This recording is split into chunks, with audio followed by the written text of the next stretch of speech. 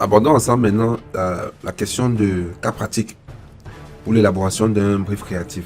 Dans cette leçon, particulièrement, nous allons prendre ensemble un cas pratique de créa, de projet, et nous allons aller pas à pas vers la réalisation du brief créatif. Donc, commençons par la première étape, l'énoncé du besoin. Je dirais l'étape 0, l'énoncé du besoin.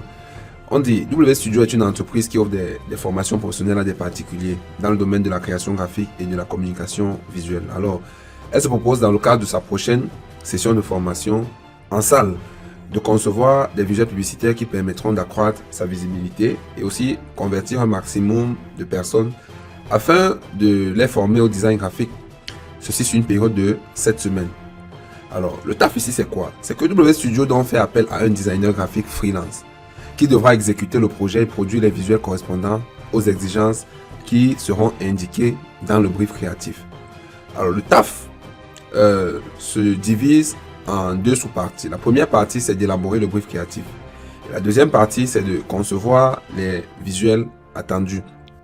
Passons donc à la réalisation du brief créatif express. Le brief créatif express, pourquoi? Tout simplement parce que c'est un brief qui ne va pas renfermer toutes les 9 parties qu'on a vu dans la leçon précédente. Donc ici, on présentera juste quelques éléments fondamentaux du brief. En titre, on pourra dire que le projet s'intitule Campagne publicitaire pour la session de formation en salle sur le design graphique mois de septembre. Ça, c'est un titre qu'on donne. Ensuite, on va sur la description. On dira, par exemple, mettre en place une série de publicités pour annoncer le lancement de notre prochaine session de formation en salle sur le design graphique. Donc là, on vient de finir avec le titre et la description. Ensuite, on attaque, on présente le but et les objectifs. De manière claire, vous savez qu'on a dit que les objectifs devaient être définis sur un principe SMART. C'est-à-dire les objectifs devraient être simples, mesurables, atteignables, réalisables et temporels. On doit pouvoir les définir de manière circonscrite et les quantifier. Ici, on dira par exemple que la campagne publicitaire en question devra toucher 250 000 clients potentiels par le biais de la publicité Facebook en 20 jours. Vous voyez que là, on a bien mesuré. Et aussi permettre d'accroître la liste de diffusion de 2500 personnes abonnées supplémentaires. Ça aussi, c'est quantifiable, c'est mesurable. Sur le temps, parce qu'on a présenté 20 jours. Et former justement un quota de 50 personnes au cours de la session. Vous voyez que là, on vient de définir d'une manière sommaire les objectifs de la campagne en question. Ensuite, le public cible.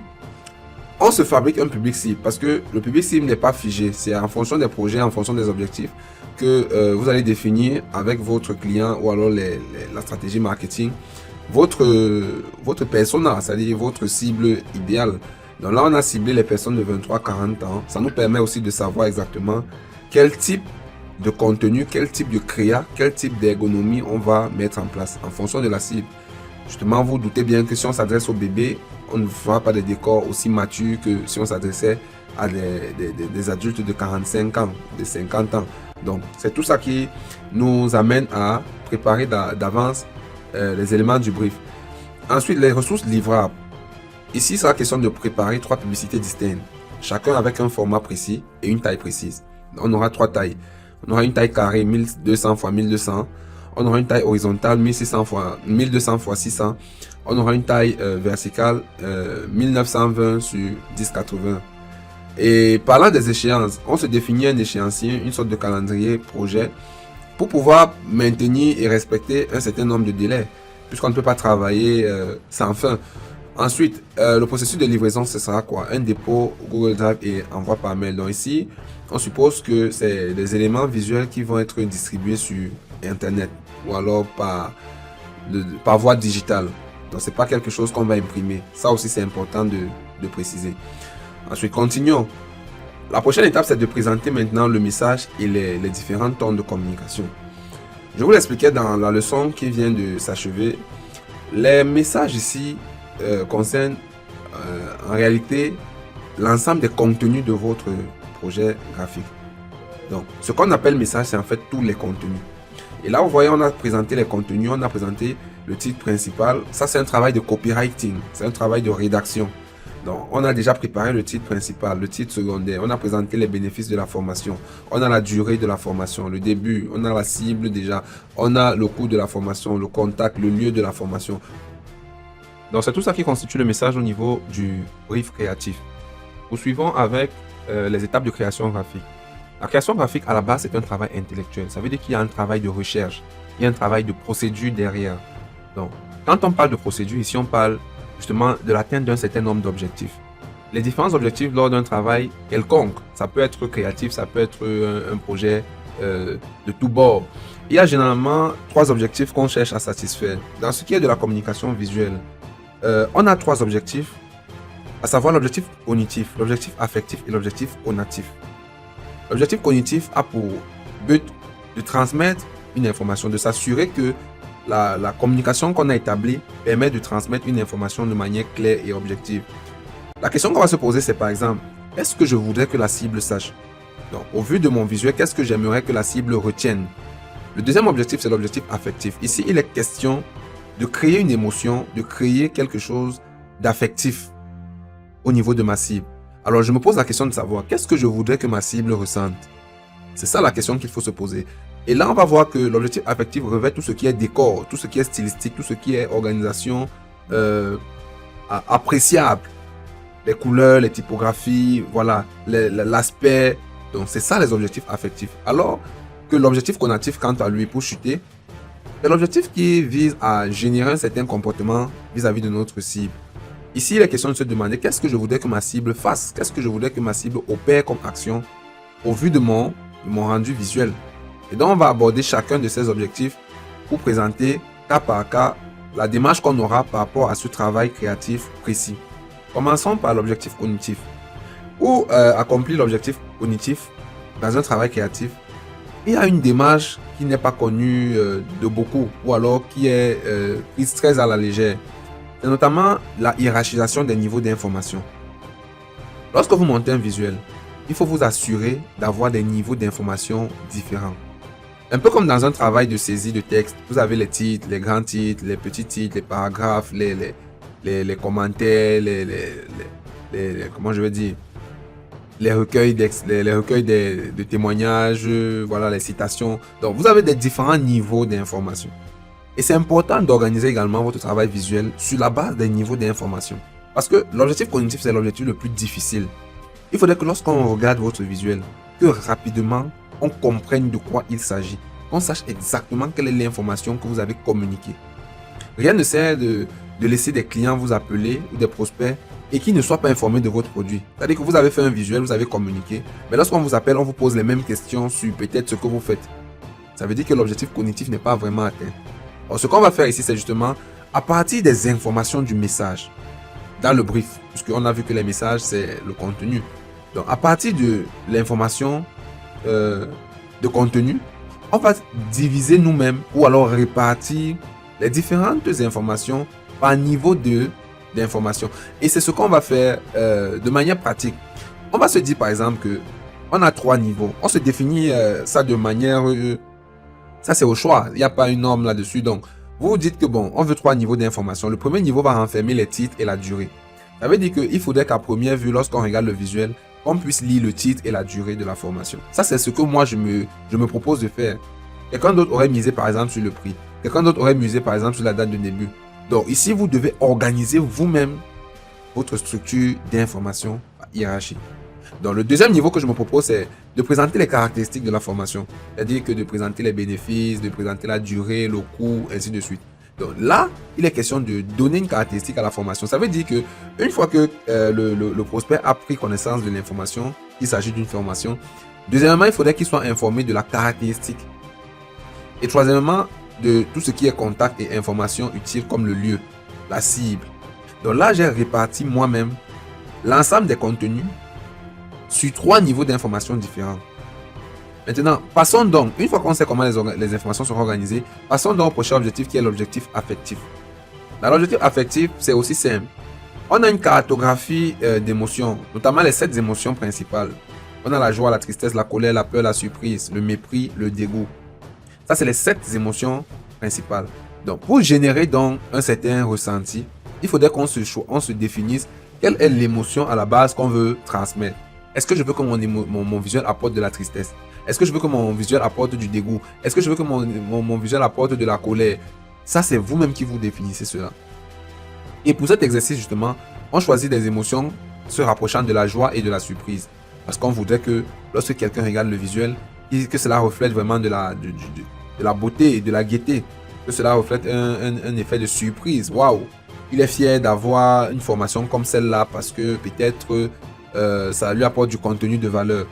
Et lorsqu'on a défini donc l'émotion ou les émotions qu'on veut transmettre à travers le visuel, à ce stade-là, on va définir pour le minimum 4 éléments. Le premier élément, c'est l'objet. L'objet, c'est quoi? L'objet qui va manifester cette émotion-là. Un objet qui manifeste la joie ou la surprise, c'est quoi? Ça peut être une personne souriante, ça peut être une famille, ça peut être un couple qui se parle. Donc, vous avez des éléments comme ça. Si vous êtes dans le cadre d'un restaurant, ça peut être du chocolat fondant, ça peut être un hamburger qu'on a zoomé. Vous voyez, ça peut être du lait qui se verse. Donc, vous avez tout ça, ce sont des objets qui vont manifester un certain ressenti. Vous voyez, quand vous observez les publicités de chocolat à la télévision ou de lait, vous voyez comment on rapproche la caméra du lait qui se verse ou bien du chocolat qui se verse, justement pour créer ce sentiment d'appétit là. Pour créer ce sentiment de joie, d'humour. Et c'est ça l'objet qui va s'associer à l'objectif affectif. Le deuxième élément, c'est le code couleur. Les couleurs ont des émotions, ou alors transmettent des émotions. Donc, on ne choisit pas les couleurs au hasard. Je pense que ça, au moins, vous le savez déjà. Et pour la base de cette émotion, la joie ou la surprise, on a tout ce qui est amical, tout ce qui est sympathique, tout ce qui est jovial, tout ce qui est passion, voilà, tout ce qui est convivialité. Et là, on s'est donc dit, on va partir sur les couleurs comme l'orangé, le jaune et le rouge, qui sont elles-mêmes des couleurs adjacentes. Vous voyez, c'est des couleurs adjacentes. Donc, ou alors des couleurs analogues. C'est-à-dire que c'est des couleurs qui sont relativement proches l'une de l'autre sur le cercle chromatique. Ça, on le verra dans la grosse formation, une fois que vous aurez terminé la formation présente, la formation gratuite. Donc, le troisième élément, c'est la typographie. Dans la typographie, on va choisir une police d'écriture sans sérif. Pourquoi? Parce qu'elle matérialise quelque chose de moderne. Elle matérialise quelque chose de sobre et de stable. Par ailleurs aussi, la typographie sans sérif est d'ailleurs plus adaptée aux terminaux écran. On s'est bien dit tout à l'heure que le visuel était destiné aux écrans, c'est-à-dire campagne, email et diffusion sur les réseaux sociaux. Donc ça veut dire que on est sur écran. Ensuite, le quatrième élément, c'est l'aspect de notre visuel. On va se dire qu'on va sur un aspect sobre et aéré pour refléter justement un caractère paisible, pour modéliser également la tranquillité, l'assurance, voilà, le calme, la concentration. Donc, on va choisir un décor sobre.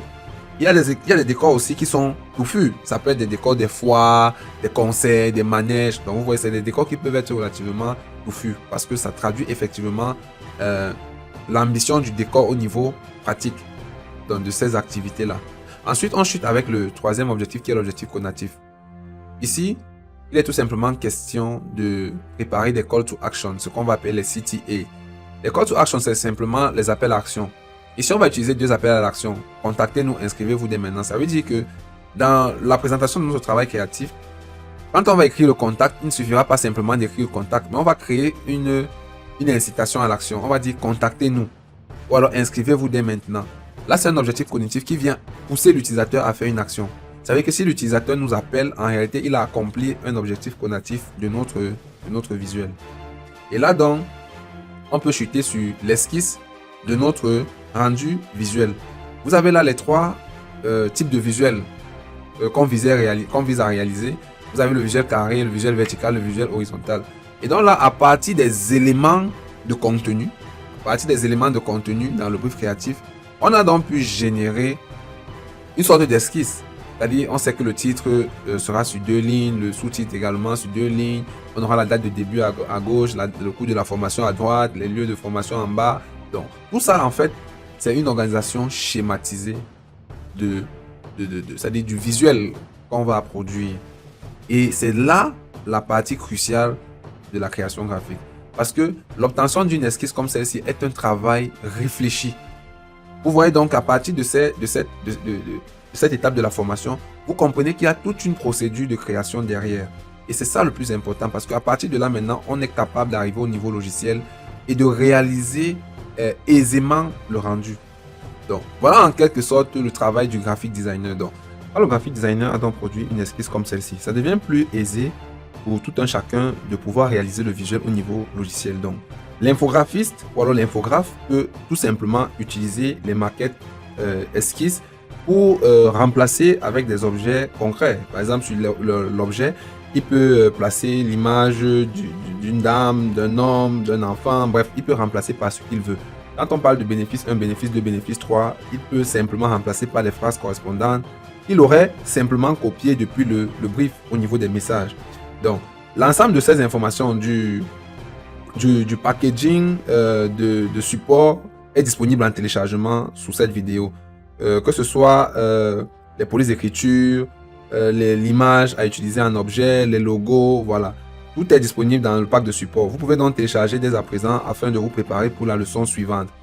C'est déjà un plaisir renouvelé que vous soyez ici, parvenu jusqu'à la fin de cette vidéo. Ça montre que vous êtes intéressé par la valeur que nous délivrons à travers des contenus pareils. Donc nous vous exhortons à mettre en pratique et surtout à vous concentrer suffisamment pour pouvoir aborder la partie logicielle en fin de compte. Donc vous avez bien constaté que au-delà du logiciel ou alors de la créativité, il y a un élément ou alors une démarche purement intellectuelle qui précède les travaux créatifs. Donc on se retrouve très bientôt pour la suite de la formation.